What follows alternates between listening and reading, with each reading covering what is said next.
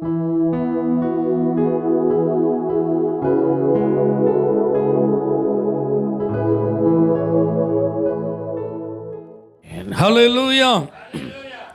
இந்த ஆசீர்வாதமான புதிய மாதத்தின் முதல் நாளில் ஆண்டவர் நமக்கு தந்திருக்கிற அந்த வாக்குத்தத்தத்தோடு உங்களை சந்திப்பதில் மிகுந்த சந்தோஷம். அப்போஸ்தலனாகிய பவுல் ரோமருக்கு எழுதின நிருபம் 8ஆம் அதிகாரம் அதனுடைய 32ஆம் வசனம், தம்முடைய சொந்த குமாரன் என்றும் பாராமல் நம்ம எல்லாருக்காகவும் அவரை ஒப்பு கொடுத்தவர் அவரோடே கூட மற்ற எல்லாவற்றையும் நமக்கு அருளாதிருப்பது எப்படி? இந்த வார்த்தையில் ஆண்டவர் உணர்த்துகிற அந்த பின்பகுதியை பாருங்களேன். அவரோடே கூட மற்ற எல்லாவற்றையும் அருளாதிருப்பது எப்படி? இந்த எப்படி அப்படின்னு முடிகிறதுனால நீங்கள் இதை ஒரு பெரிய கேள்வி மாதிரி பார்க்கக்கூடாது. இனிமேல் இதெல்லாம் எப்படி நடக்க போகுது, இனிமேல் இதெல்லாம் எப்படி கிடைக்க போகுது, இனிமேல் இதெல்லாம் எப்படி ஆக போகுது, என்ன ஆக போகுதுன்னு அப்படி ஒரு கேள்வி எழுப்போம் பார்த்தீங்களா? அந்த மாதிரி கேள்விக்குறியோடு முடியும் ஒரு வசனம் இது கிடையாது. இங்கே பவுல் ரொம்ப தெளிவாக நமக்கு ஒரு காரியத்தை உணர்த்த விரும்புகிறார்.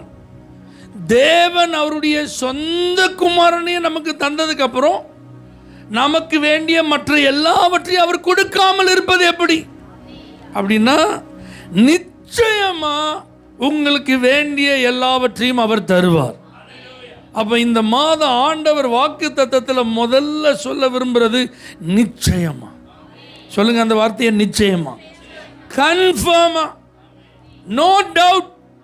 ரெண்டு நினைவுகளுக்கு இந்த மாதம் இடமே கிடையாது. ஐயா அற்புதம் நடக்குமா? கண்டிப்பாக நடக்கும். என் ஜெபத்துக்கு பதில் வருமா? நிச்சயமா பதில் வரும். ஐயா என் கண்ணீருக்கு ஒரு முடிவு உண்டா? கண்டிப்பாக முடிவு உண்டு. நான் சந்திக்கிற பாடுகள், நான் சந்திக்கிற உபத்திரவம், வேதனை, இதெல்லாம் என்னை எங்கே கொண்டு போய் விட போகுது?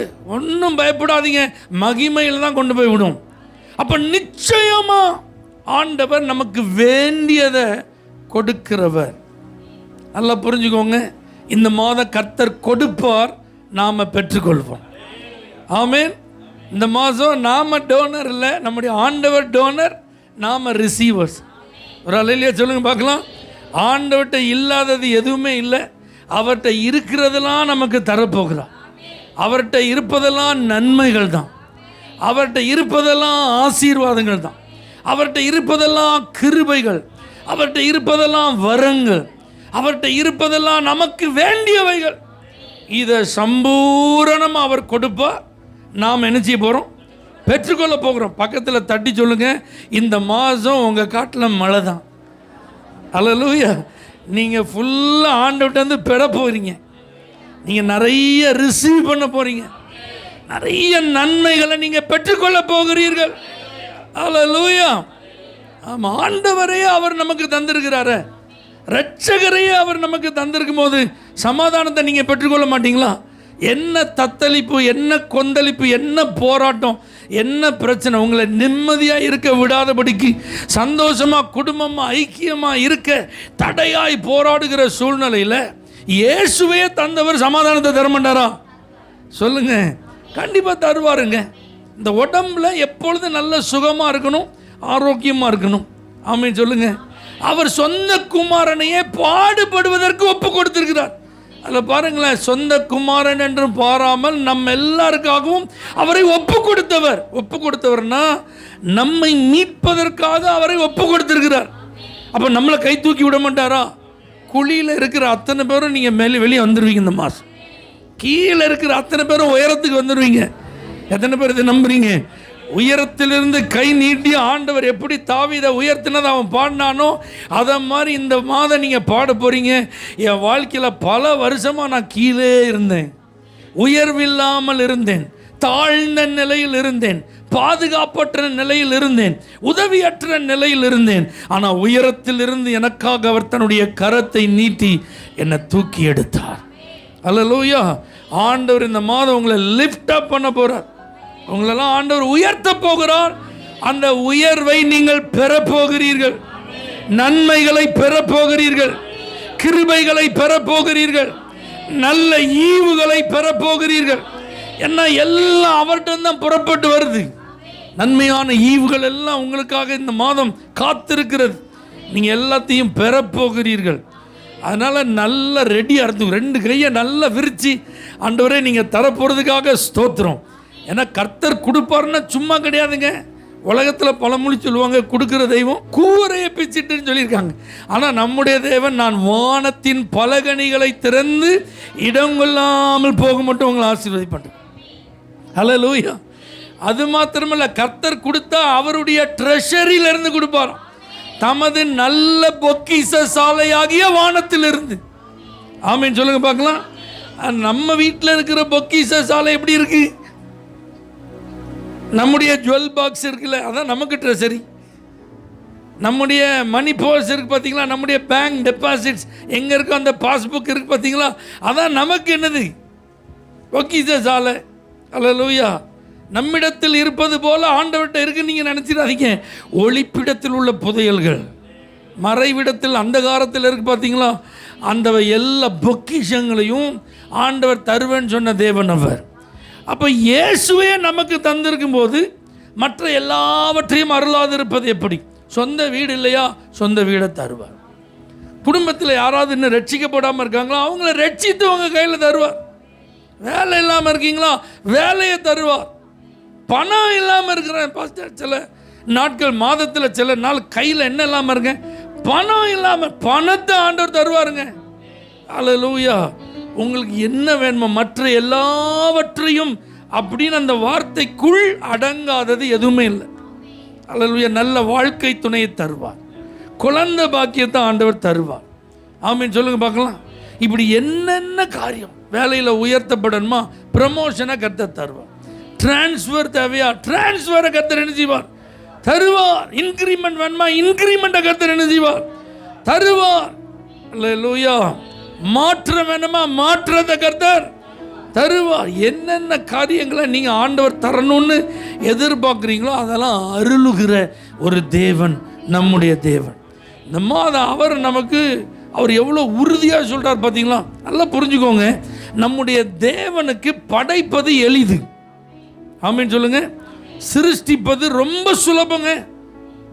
வெளிச்சம் உண்டாக கடவுதுன்னு ஒரு வேர்டு சொன்னால் போதும், என்ன வந்துடும்? ஒழுங்கின்மையாக இருந்த இந்த பூமியை சரி செய்கிறது ஆண்டவருக்கு சூப்பராக அவர் செஞ்சு முடிச்சிடுவார், ஈஸியாக முடிச்சிடுவார். ஒழுங்கின்மையும் வெறுமையுமா இருந்த பூமியை தான் இன்னைக்கு ஆண்டவர் இவ்வளோ மாடர்னாக செஞ்சிருக்கிறார், மாற்றி. அதெல்லாம் அவருக்கு ரொம்ப ஈஸி.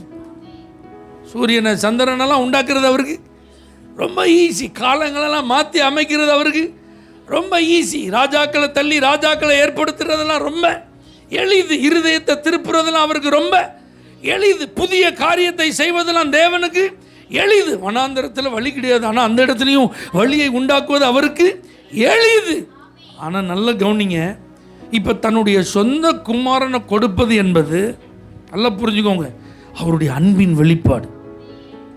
மனுஷன் தோல்வி அடைஞ்சிட்டாங்க. மீட்பின் திட்டத்தில் அவர் வச்சிருந்த பிளானை அவன் குலைச்சி போட்டுட்டான். அவருடைய வார்த்தைக்கு கீழ்ப்படியாமல் அவன் ஃபெயிலியர் ஆயிட்டான். இதே போல ஒரு ஃபெயிலியர் ஏஞ்சல்ஸ் லைஃப்ல வந்தது. தூதர்களுக்கு வந்தபோது அவர் தூதர்களுக்கு என்ன செய்யல, கை கொடுக்கல. ஆனால் மனுஷனுக்கு கை கொடுக்க அவர் விரும்பினார். அதனால தான் தம்முடைய சொந்த குமாரன் அனுப்பினார்.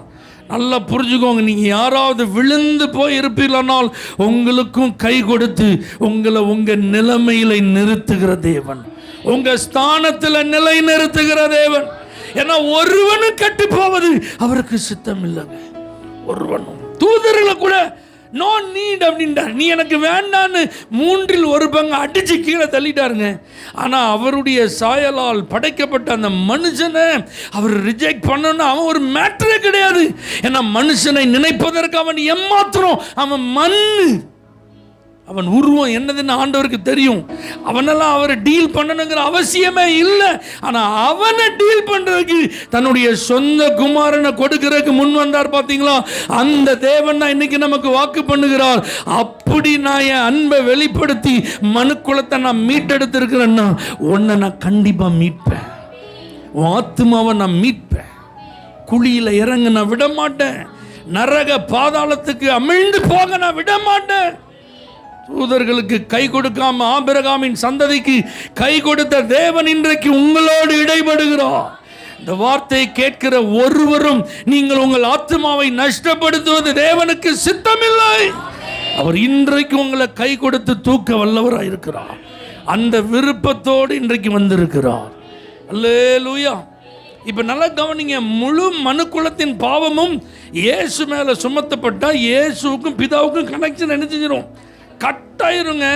அவர் நேசகுமாரன், தேவன் தம்முடைய ஒரே பேரான குமாரனை அப்படின்னு இருக்கு. அவர் மேலே அவருக்கு அவ்வளவு அன்பு. அந்த அன்பின் அந்த குமாரனை இந்த பிதாவால் என்ன செய்ய முடியாது? பிரிந்திருக்க முடியாது. ஆனால் அவர் அதுக்கும் சம்மதிச்சிட்டார். பாருங்களேன், ஒரு 3 மணி நேரம் சிலுவையில் இயேசு முழு மனுக்குலத்தின் பாவத்தை அவர் சுமந்த போது பாவத்தை பார்க்க மாட்டாத சுத்த கண்ணன் தன்னுடைய முகத்தை மறைத்து கொண்டார். அப்படி ஒரு காரியத்திற்கு தேவன் என்ன செஞ்சிருக்கிறாரு? இறங்கி வந்திருக்கிறாருங்க. அந்த ஆண்டவர் தான் சொல்கிறாரு, என் சொந்த குமாரனையே உங்கள் எல்லாருக்காகவும் நான் கொடுத்துருக்கிறேன்னு. அப்போ உங்களுக்கு வேண்டிய மற்ற எல்லாவற்றையும் அருளாதிருப்பது எப்படி? ரட்சிப்பை கொடுத்த தேவன் பரிசுத்தாவியின் வல்லமையினால் உங்களை நிரப்புவார். அபிஷேகம் பெறாத உங்களை தம்முடைய ஆவியினால் அவர் நிரப்புவார். வல்லமையினால் நிரப்புவார். வரங்களினால் நிரப்புவார். கனினால் உங்களை அலங்கரிப்பார். கிருபைகளை தந்து ஆண்டவர் உங்களை நிலைநிறுத்துவார். உங்களுக்கு கொடுக்கணும்னு சொல்லி என்னெல்லாம் கர்த்தர் ஆயத்தம் பண்ணி வச்சிருக்கிறாரோ இந்த மாதம் நீங்கள் அதை முற்றிலும் பெற்று அனுபவிக்க போகிறீர்கள். முழுவதுமாய் தேவனிடத்திலிருந்து நாம் பெறப்போகிறோம். அல்லேலூயா. அப்போ நீங்க ஒவ்வொருத்தரும் இந்த வார்த்தை கேட்குற ஒவ்வொருத்தருக்கும் எல்லாவற்றையும் அப்படிங்கும்போது உங்கள் ஒவ்வொருத்தருடைய காரியத்தை நீங்கள் திங்க் பண்ணிக்கோங்க. அது எல்லாத்தையும் ஆண்டவர் தருவார். உங்களுக்கு வேண்டிய எல்லாத்தையும் ஆண்டவர் கண்டிப்பாக நிச்சயமாக தருவாருங்க. ஏன்னா அதுக்கு கன்ஃபார்மாக தான் இயேசு இந்த வசனத்தில் ஆண்டவர் நமக்கு அவரே கொடுத்தாருங்க. இதுக்கு மேலே உங்களுக்கு நான் கொடுக்க மாட்டேன்னு எதுவுமே இல்லை. அதான் அதனுடைய அர்த்தம். மன்னிப்பு அவர் உங்களுக்கு தருவார். அல்லேலூயா. நீங்கள் எப்பேற்பட்ட காரியத்தை நீங்கள் அவரை காயப்படுத்துகிற மாதிரி செஞ்சுருந்தா கூட அவர் உங்களை மன்னிப்பதற்கு ஆயத்தமாக இருக்கிறார். 1000 தலைமுறைகளுக்கு இரக்கம் செய்கிறவருங்க நம்முடைய தேவன். எப்படிப்பட்டவர் தெரியுமா? பிதாக்கள் செஞ்ச தப்பை கண் ஜாடையாக விட்டு விடாமல் 3ஆம் 4ஆம் தலைமுறைகள் வரைக்கும் விசாரிக்கிறவர். ஆனால் அந்த ஆண்டவர் இந்த இயேசுவை யாராவது இரட்சகராக ஏற்றுக்கொண்டால் அவங்களுடைய அத்தனை சாபத்தை கேன்சல் பண்ணுறாருங்க. அல்லேலூயா. அத்தனை விளைவுகளிலிருந்து அவர்களை பாதுகாக்கிறார். அத்தனை கொடும் சாப பிடியிலிருந்து அவர்கள் ஆண்டவர் என்ன செய்கிறார்? விடுவிக்கிறார். அப்போ இந்த புதிய மாதத்தில் சாபங்களுக்கு பதில் ஆசீர்வாதங்களை கர்த்தர் உங்களுக்கு அருளுவார். தலைமுறைகளை பாதித்துக் கொண்டிருக்கிற முன்னோர்களுடைய சாபங்களினாலே நீங்கள் அனுபவித்துக் கொண்டிருக்கும் வேதனைகள், கொடுமைகளை எல்லாம் கர்த்தர் அகற்றி எல்லாவற்றையும் ஆசீர்வாதமாய் திருப்புவார். எத்தனை பேர் இதெல்லாம் நம்புறீங்க? அல்லேலூயா.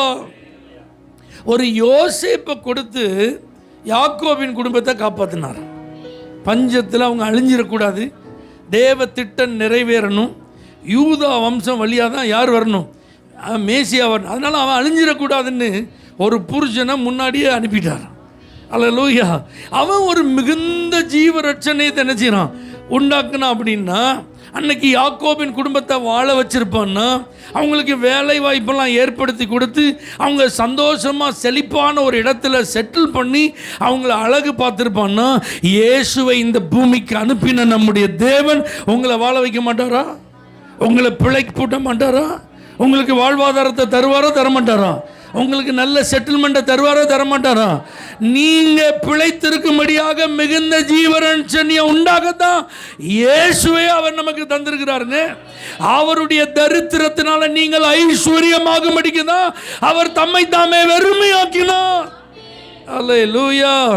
அப்போ எல்லா நிலைகளிலும் ஆவிக்குரிய, சரீர, பொருளாதார, உலக பிரகாரமான ஐஸ்வர்யங்களினாலே கர்த்தர் உங்களை அலங்கரிக்கிற ஒரு நல்ல மாதம் இது. எத்தனை பேர் ஆமென் சொல்றீங்க? அல்லேலூயா.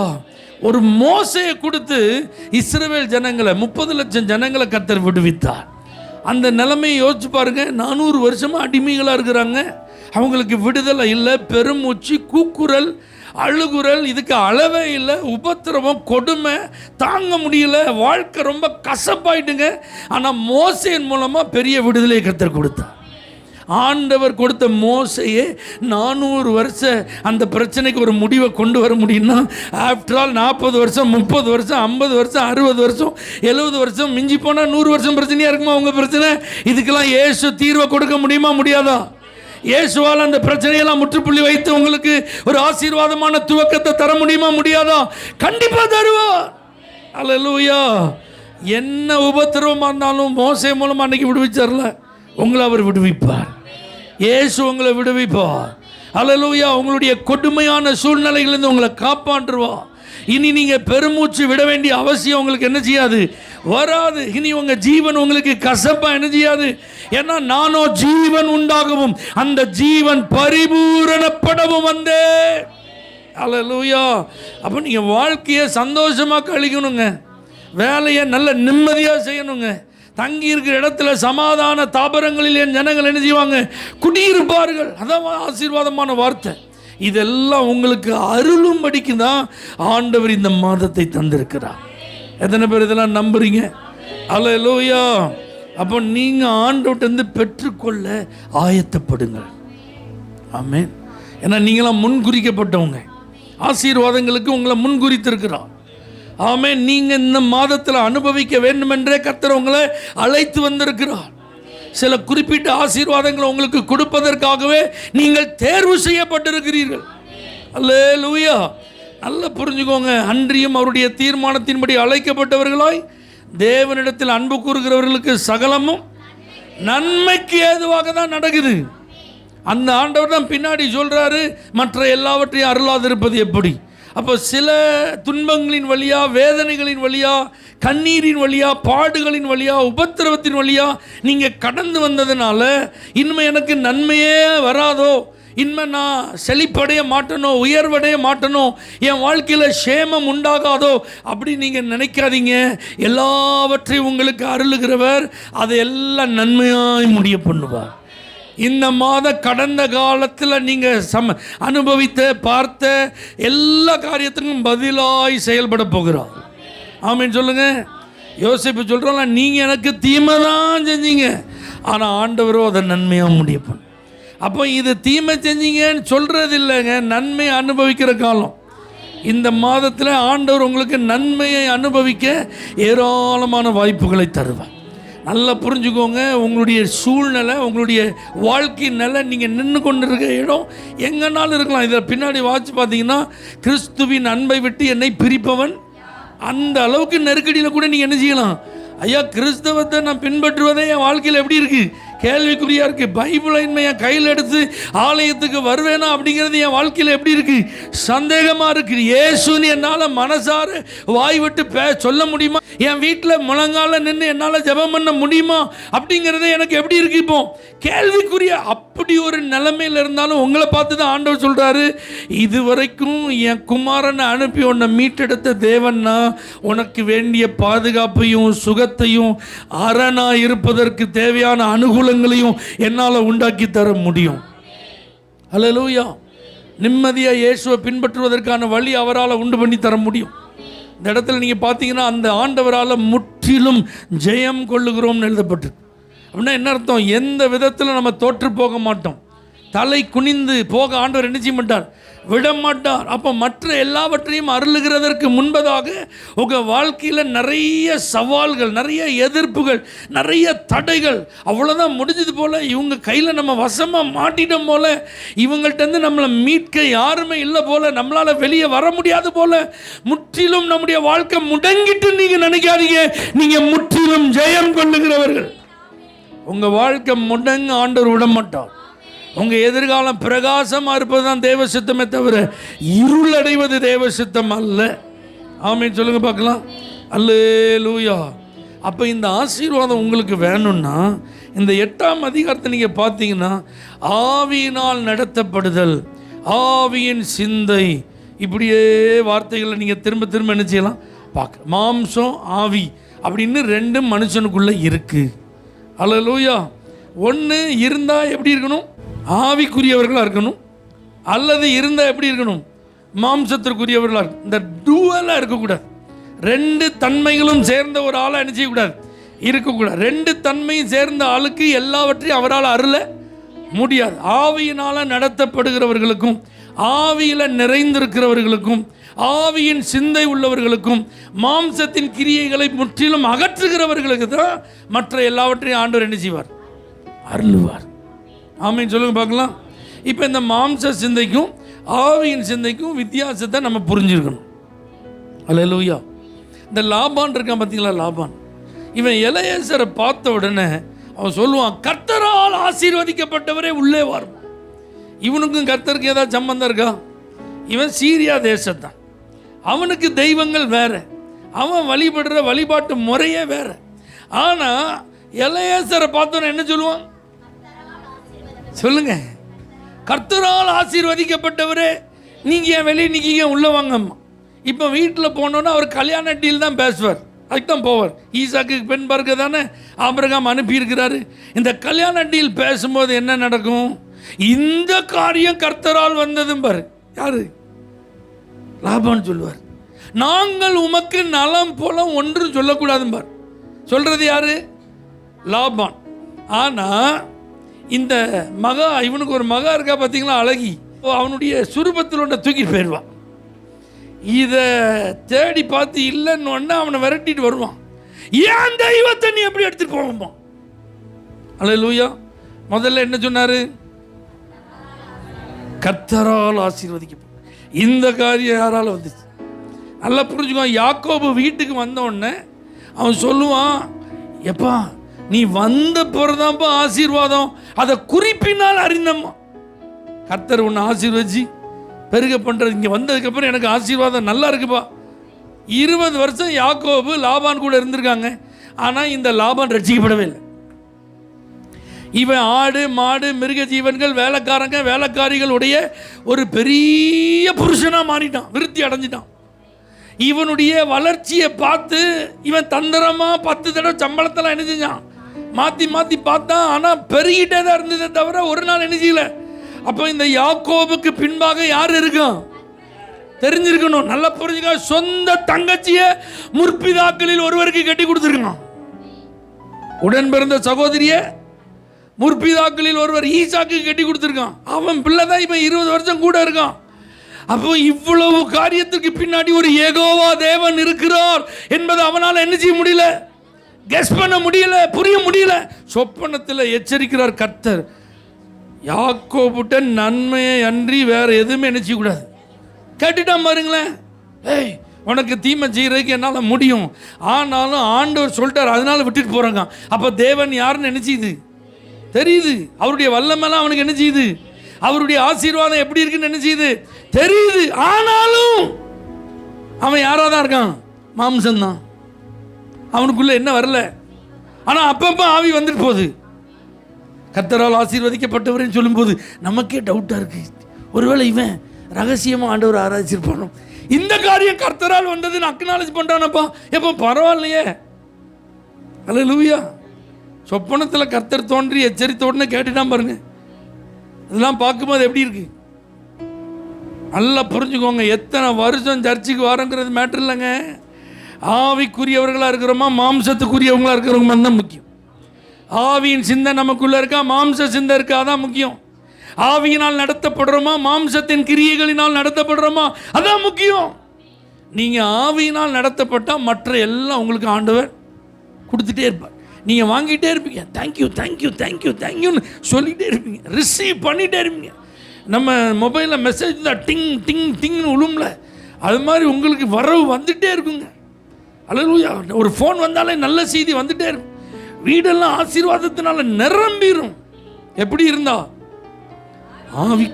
இந்த சவுல் இருக்கான் பார்த்தீங்களா, இவனை கர்த்தர் செலக்ட் பண்ணாருன்னு சொன்ன உடனே சாமுவேல்கிட்ட சொல்கிறான், சாமுவேல் ரியலி மீ எஸ்டா யூடா. அவன் சொல்றான், கோத்திரத்தில் நான் 12வது. ஐயா, குடும்பத்தில் நான் ரொம்ப எளிய குடும்பம், ரொம்ப ஸ்மால் ஃபேமிலியா. நீங்கள் சொல்றதெல்லாம் உண்மையா? எஸ்டா, you are going to be a கிங்டா. ஆனா இப்ப ராஜாவாயிட்டாரு. இவர் யுத்தத்தில் ஜெயிச்சிட்டாரு, போய் ஜெயஸ்தம்பத்தை நாட்டிட்டான். எதுக்கு? நான் யார் தெரியுமில்ல, இப்போ நான் தான் ராஜா. நான் யாரு? முதல்ல என்ன சொன்னாரு? Prophet Samuel, really you are telling true? நீங்கள் உண்மையை தான் சொல்கிறீங்களா? சத்தியமாக நீங்கள் சொல்கிறது அப்படின்ற மாதிரி இருந்தது அவர் ஆக்ஷன். ஆனால் ஒரு ஸ்டேஜ் வந்தப்போ தனக்கென்று ஜெய ஸ்தம்பத்தை என்ன செஞ்சிட்டான்? நாட்டிட்டான். வெயிட் பண்ணுன்னு சொன்னப்போ வெயிட் பண்ணலை. பலி செலுத்துறது இவன் வேலை கிடையாது, ஆசாரியனுடைய வேலை. அதெல்லாம் செஞ்சிட்டான். இதுதான் அவனுடைய ப்ராப்ளம். அல்லேலூயா. இப்போ பாருங்க, யுத்தம் வந்துட்டு, பெலிஸ்தியர்களுக்கு எதிராக யுத்தம் வந்துட்டு, உடனே ஒரு ராஜா நல்ல ஒரு மாதிரி ஏபோ தேடு கேளியா கர்த்தர்ட்ட வாக்கு, அருள் வாக்கு என்ன வருதுன்னு பார்ப்போம்னு கேட்டால் அங்கே கர்த்தர் மறு உத்தரவே கொடுக்கல. அப்போ இவன் என்ன செஞ்சுருக்கணும்? இவன் ஆவிக்குரியவனா டீல் பண்ணியிருந்தா என்ன செஞ்சு, சட்டையை கிழிச்சு புழுதி அள்ளி தலையில் அள்ளி போட்டு சாம்பலில் உட்காந்து, ஆண்டவரே ஏதோ தெரியாமல் நான் இது வரைக்கும் என்ன செஞ்சிட்டேன், அப்படியே காலத்தை ஓட்டிட்டேன், சாக போகிற கடைசி டைம் வந்துட்டு ராஜாவாக செத்து போகணும், மகிமையாக சாவணும், இப்படி அநியாயமாக நினச்சிக்கூடாது, என் உயிர் போயிடக்கூடாது. அல்லேலூயா. இவன் பெலிஸ்தியர்கள் வந்து நிற்கான், எனக்கு என்ன செய்யணும் தெரில, இந்த யுத்தத்தில் எனக்கு நீங்கள் ஜெயத்தை தந்தே ஆகணும், அதுக்கு நீங்கள் என்ன சொன்னாலும் நான் ஓகே சொல்கிறேன்பான்னு தரையில் மூங்குப்புறம் என்ன செஞ்சுருக்கணும், விழுந்திருக்கணும். ஆனால் ஆவிக்குரியவன். ஆனால் இவன் என்ன செஞ்சான்? ஏபோத்தில் இருந்து பதில் வரலன்னா என்னடா, யாராவது குறி சொல்கிறவா இருக்கலாம், தேடு குறி சொல்கிறவா இருக்கானா, அவனுக்கும் தகவல் வருது பாருங்க, அஞ்சனம் பார்க்குற ஒரு ஸ்திரீ இருக்கான். அப்போ அவன் ஊரில் யாருமே இருக்கக்கூடாது, அதை கிளியர் பண்ணியிருக்கணும். தேசத்தின் எல்லையில் இப்படி ஒரு ஆளே இருக்கக்கூடாது. ஆனால் அந்த நாட்டிலே ஒருத்தி இருந்திருக்கிறான்னா இவன் எப்படி ராஜா வந்திருப்பான் பாரு. அப்படின்னா என்ன அர்த்தம்? அப்பப்போ கிளி ஜோசியம், கை ரேகை, 4 நட்சத்திரம், ஜோடி பொருத்தம், ஜாதக பொருத்தம், தண்ணி எண்ணியை தெளித்து மந்திரிச்சு, கயிறு தாயத்துக்கு கட்டி யாராவது ஒரு ஆள் ஒரு ஓரமாக நினச்சிக்கிட்டும் இருக்கட்டும்னு வச்சுருந்துருக்கான் பாருங்களேன். இப்படிப்பட்டவனால் ஆவிக்குரியவனாக இருக்க முடியுமா? யோசிச்சு பாருங்க. இதுதான் நம்ம பிரச்சனை. ஒன்று இருந்தால் ஸ்பிரிட்டில் இருங்க, இல்லாட்டி ஃப்ளஷில் இருங்க. இந்த ரெண்டில் என்ன செய்யாதீங்க, வந்துடாதீங்க. அப்படி இருந்தீங்கன்னா நீங்கள் வந்தும் ஒரு பிரயோஜனம், ஒன்றும் ரிசீவ் பண்ண முடியாது, ஒன்றும் கிடைக்காது. அப்படியே வானம் பார்த்த பூமி. நானும் பாருங்கள், அந்த நாள்லேருந்து இந்த நாள் வரைக்கும் கால் தேய கால் கெடுக்க ஆண்டவர் தான் என்ன செய்கிறேன். எதுக்கு கால் தேன்னு, எதுக்கு கால் கெடுக்கணும்? ஒழுங்கு ஆவிக்குரியவர்களாக இருந்தால் உங்கள் தலை உயர்த்தப்படும், உங்கள் பெயர் பிரஸ்தாபப்படும், உங்கள் குடும்பம் தலைக்கும், உங்கள் பிள்ளைகள் நல்லா இருப்பாங்க, ஒரு தெய்வீக சுதந்திரங்களெல்லாம் நீங்கள் அனுபவிப்பீங்க, எல்லாம் நல்லபடியாக நடக்குங்க. இந்த மாதம் ஒரு தீர்மானம் பண்ணணும். நான் யார்? ஆவிக்குரியவன். ஆவிக்குரியவன். மாம்சத்தின் கிரியைகளுக்கு என் வாழ்க்கையில் என்ன கிடையாது, 1% கூட என்ன கிடையாது, இடம் கிடையாது. இந்த தீர்மானத்துக்குள்ளே நீங்கள் வாங்க. மற்ற எல்லாவற்றையும் ஆண்டவர் கொடுக்கலன்னா என்கிட்ட வந்து கேளுங்க, நம்ம உட்காந்து டீல் பேசும். இந்த வசனம் உண்மையாக பொய்யான்னு அதுக்கப்புறம் நினச்சியோ பேசும், என்ன செய்யலான்னு பார்த்துரும். அல்லேலூயா. எத்தனை பேர் உங்களை ஆவிக்குரியவர்களாக இருக்க ஒப்பு கொடுக்குறீங்க? அப்படியே கண்களை மூடி ஜெபம் பண்ணு. ஆண்டவரே என்ன அர்ப்பணிக்கிறேன் சொல்லுங்கள், என் வாழ்க்கையை நான் ஒப்பு கொடுக்குறேன்ப்பா. டூயல் லெவலில் நான் இருக்க விரும்பல. டூயல் தன்மையாக 2 தன்மை எனக்கு வேண்டாம். ஒன்று இருந்த ஆவி. அல்லேலூயா. அப்படிதான் நான் இருக்க விரும்புகிறேன். ஆவியின் சிந்தை, ஆவியினால் நிரப்பப்பட்டு ஆவியினால் நான் நடத்தப்படணும். அதற்கு என்ன ஒப்பு கொடுக்குறேன்னு சொல்லுங்க. கர்த்தர் உங்கள் வெட்கத்தை கண்டிப்பாக மாற்றணும். ஆமாம், உங்கள் நிலைமையை கண்டிப்பாக மாற்றணும். உங்கள் சூழ்நிலையை கண்டிப்பாக மாற்றியே ஆகணும். உங்கள் வாழ்க்கை தரம் கண்டிப்பாக உயர்ந்தே ஆகணும். நீங்கள் இருந்த மாதிரியே இருக்கக்கூடாது. வர வர தேஞ்சிட்டே போகக்கூடாது. வர வர விருத்தி அடையணும். வர வர பலவானா மாறணும். நன்மைகளை சுதந்திரிக்கணும். அல்லேலூயா. Thank you Jesus. குகைகளில் ஒளிந்து கிடந்தேனே, அரண்மனை தந்தாரே, வெட்கத்தை அவர் மாற்றினார், நம்பினே விடுவித்தார்.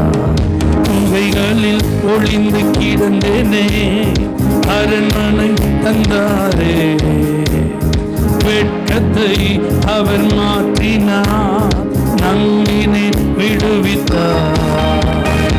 எதிரிகள் முன் புயத்தினால் தலையை நிமிரச் செய்தார். உத்தமம் அவர் வார்த்தைகள், செய்கைகள் சத்தியம். எதிரிகள் முன் புயத்தினால் என் தலையை நிமிரச் செய்தார். உத்தமம் அவர் வார்த்தைகள், செய்கைகள் சத்தியம். நம் கர்த்தர் நல்லவரே, ஓஹோ நம் கர்த்தர் நல்லவர். நல்லா கை தட்டி பாடுங்க. நம் கர்த்தர் நல்லவரே, ஓஹோ. சிலுவையில் சிலுவையில் எந்த சிறுமையை சிதைத்திட்டார் ராஜனே. வெறுமையை வேரோடு அறுத்திட்டார் வெற்றியின் தேவனே. நம்பி பாடுங்க. சிலுவையில் எந்த சிறுமையை சிதைத்திட்டார், வெறுமையை வேரோடு அறுத்திட்டார் வெற்றியின் வேந்தனே.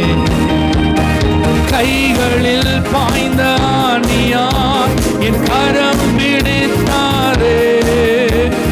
ரத்தம் பாய்ந்த தம் காலினார் என்னை நடக்க செய்தாரே. கைகளில் பாய்ந்த ஆணியார் என் கரம் பிடித்தாரே. ரத்தம் பாய்ந்த தம் காலினார் என்னை நடக்க செய்தாரே. நம் கர்த்தர் நல்லவரே, ஓஹோ நம் கர்த்தர் நல்லவரே, ஓஹோ நம் கர்த்தர் நல்லவர். நல்ல நம்பிக்கையோட தலை நிமிரச் செய்தார், என்னை உயர்த்தி விட்டார். இனி நான் கலங்குவதில்லையே. பலனடையச் செய்தார், என்னை மகிழச் செய்தார். இனி என்றும் பயம் எனக்கில்லையே. தலை நிமிரச் செய்தார், என்னை உயர்த்தி விட்டார். இனி நான் கலங்குவதில்லையே. பலனடையச் செய்தார், என்னை மகிழச் செய்தார். இனி என்றும் பயம் எனக்கில்லையே. கிருபையால் எல்லாம் அருளினார், கிருபையால் என்னை உயர்த்தினார். கிருபையால் எல்லாம் அருளினார், கிருபையால் என்னை உயர்த்தினார். நம் கர்த்தர் நல்லவர், ஓஹோ நம் கர்த்தர் நல்லவரே, ஓஹோ நம் கர்த்தர் நல்லவரே, ஓஹோ நம் கர்த்தர் நல்லவரே. நல்ல கரங்களை தட்டி எல்லாவற்றையும் அருளுகிறவர், மற்ற எல்லாவற்றையும் அருளுகிறவர். நிச்சயமாய் உங்களுக்கு அருளுவார். இருதயத்தின் வேண்டுதல்களை அருளுவார்.